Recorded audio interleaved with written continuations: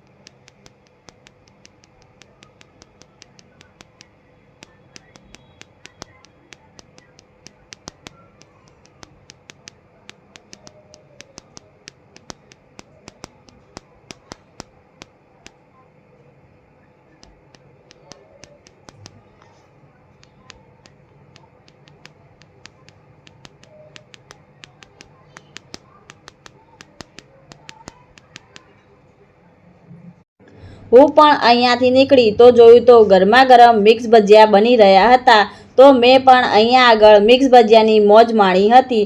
તો બાપુ મને એકદમ સ્વાદિષ્ટ તેમજ ટેસ્ટમાં બેસ્ટ લાગ્યા હતા। તો અમદાવાદીઓ તમે પણ કોની રાહ જોઈ રહ્યા છો? ફટાફટ પહોંચી જાઓ અહીંયા આગળ ગરમા ગરમ મિક્સ ભજીયાની ડીશ ખાવા માટે।